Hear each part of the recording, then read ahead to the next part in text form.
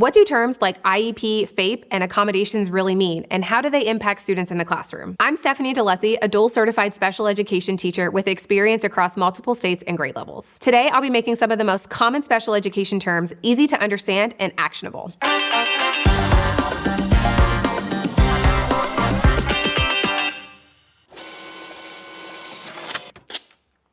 What is an IEP? An IEP is an individualized education program. This means it's an educational roadmap for your student with a disability to help them succeed in school and at home. The key here is that your IEP is individualized, meaning it's going to meet the need of your child. Let's say your child has ADHD. Their IEP might include accommodations for emotional regulation. They may also have IEP goals to help them work through different things that their ADHD is having an educational impact on. Or let's say your child has dyscalculia. So maybe their IEP is going to give them access to a math tutor or small group instruction. What is a 504 plan? A 504 plan is a support plan for students with disabilities to provide them with accommodations to help them access the general education content curriculum. And it's actually governed under the Section 504 Rehabilitation Act of 1973, which is a civil rights law, not a special education law. To qualify for a 504 plan, a student must have an impairment that substantially limits one or more major life activities. Examples include things like having trouble with reading, having trouble concentrating, or maybe even having trouble walking. It's important to remember that 504 plans do not include goals or access to special education supports or services. How this might show up in the classroom is you might have a student that receives an accommodation for a note taker. What are accommodations? Accommodations change how the student accesses the information and demonstrates their learning in the classroom. Examples of accommodations include extended time on testing or preferential seating in the classroom. Fun fact, accommodations can be provided in both IEPs and 504 plans.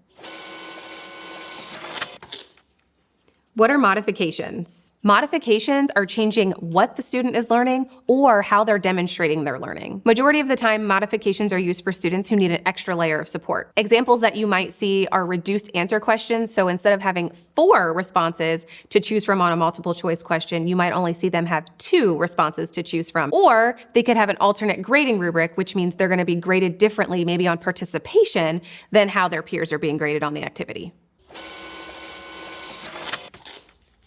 What's the difference between accommodations and modifications? The easiest way to think about the difference between accommodations and modifications is that your accommodations are going to change the how, your modifications are going to change the what. Accommodations change how the student is learning or demonstrating their learning, while those modifications are going to change exactly what they're doing in the lesson or what they're doing to show you they know what they know. Let's say that your child has a book report due. An accommodation might be they get 3 extra days to hand in that book report, while a modification might look like the student only having to write 1 paragraph instead of 3 paragraphs.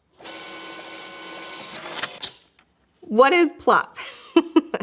It's a really funny word, but it's honestly the best part of the IEP. You're gonna hear this section of the IEP called a lot of different things, the PLOP, the PLEP, the PLAF, but it stands for the present levels of academic and functional performance. This is the most important part of your child's IEP. This is where all of the data is. This is the meat and potatoes, and every decision you make at an IEP meeting is gonna start with this section of the IEP. What is the IDEA? The Individuals with Disabilities Education Act is the federal law that provides protections to students with disabilities and their families, and it guarantees our students with disabilities a free, appropriate public education in the least restrictive environment. The special education law is the legal backbone to special education in the United States, and without it, we would likely see many of our students excluded from public school services. What is FAPE? FAPE is free, appropriate public education, and it is what is governed by the IDEA. It guarantees that our students with disabilities receive their special education services and supports at no cost to the family. FAPE is designed to meet a student's individualized needs, which is delivered through the IEP or the Individualized Education Program. FAPE matters because it ensures that our students with disabilities aren't excluded, they aren't underserved, and they don't receive that one-size-fits-all education.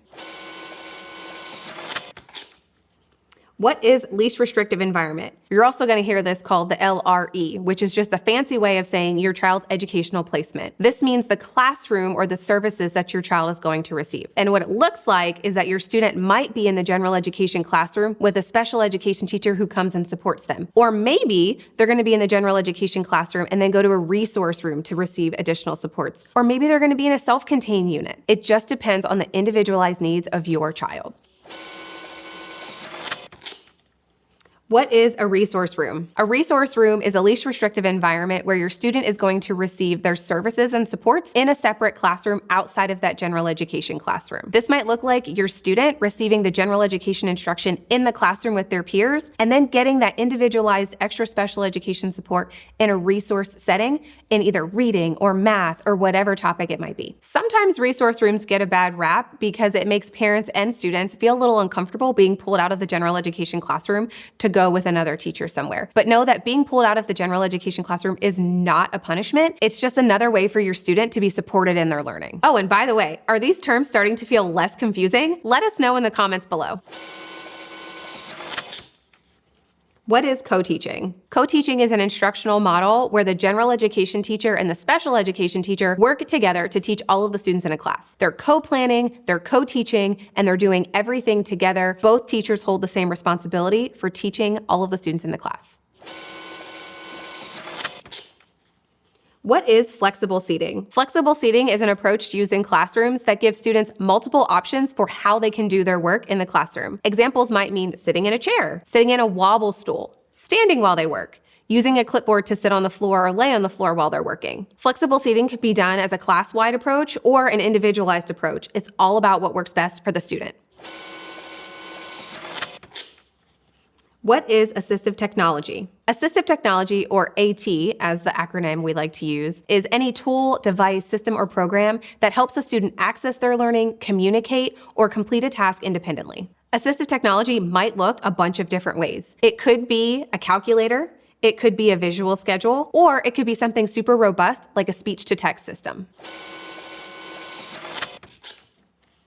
What does an occupational therapist do in schools? Occupational therapists, or OTs, actually do a whole lot of things in schools, more than you might think. Most people think they just work with students on handwriting or fine motor, working with your fingers, but they can also help your students with posture, emotional regulation, and a lot of other things in the classroom. Not all students with an IEP are going to receive occupational therapy or OT services. Students actually have to be evaluated to receive those OT services in the classroom. So if you think that your child would benefit from occupational therapy, you can request an evaluation with your IEP team.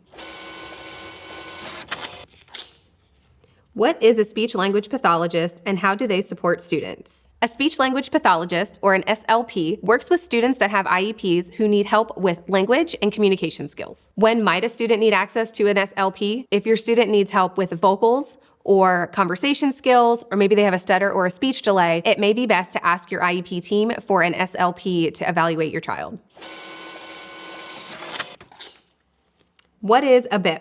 A BIP stands for Behavior Intervention Plan. A BIP is a plan full of proactive strategies to help your students when they have behaviors in the classroom. A student can only have a BIP after they've received an FBA, or a functional behavior assessment. An FBA is just a fancy acronym to have an evaluation of your students' behaviors. It's important to note that a BIP is part of a student's IEP. You can't just get a BIP on your own. So what might a BIP look like, or might it include? Let's say your student has ADHD and maybe they have trouble staying on task, or maybe they have trouble staying in the classroom when they don't want to complete an activity or work through a lesson. The BIP accommodations or services might look like the student receiving a break or having extended time to complete an activity. What is ESY? ESY stands for Extended School Year, and it's basically when you have extra school throughout the school year. Now, you'll probably hear districts want to tell you, oh, we only do ESY during the summer, but I'm here to tell you that you can have ESY during the regular school year. That might look like after school care. That might also look like spring break, your student goes to school, winter break, your student's going to school or learning. It doesn't just have to be during summer. What are some accommodations teachers wish parents asked for? I think one thing to keep in mind and that teachers wish parents knew more about was that your child's neighbor at home may have an IEP as well with accommodations that work really well for them. That doesn't necessarily mean though that those accommodations that that neighbor child receives are going to work great for your child. The key here is that your child's IEP is individualized. However, there are some really high impact accommodations that work great for students across the board, like chunking assignments, or having checklists for long-term or long-range assignments, or even flexible seating options, breaks for testing, and a clear home-to-school communication plan. Ultimately, teachers want what you want in the classroom, and that's for your child to be successful.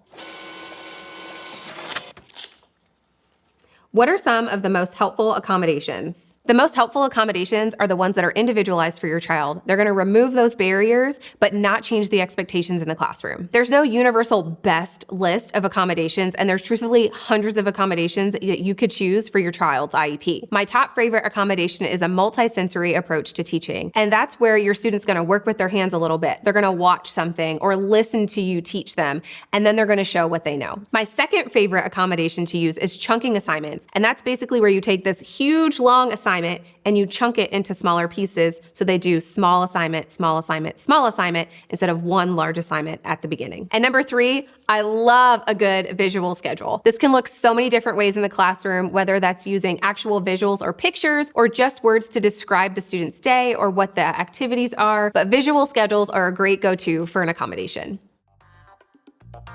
Hey, thanks so much for watching. If you found this video helpful, we actually have a lot more content like this on our channel, so make sure to subscribe. By doing so, you can help further Understood's mission, which is to make sure that the 70 million people with learning and thinking differences like ADHD and dyslexia can thrive.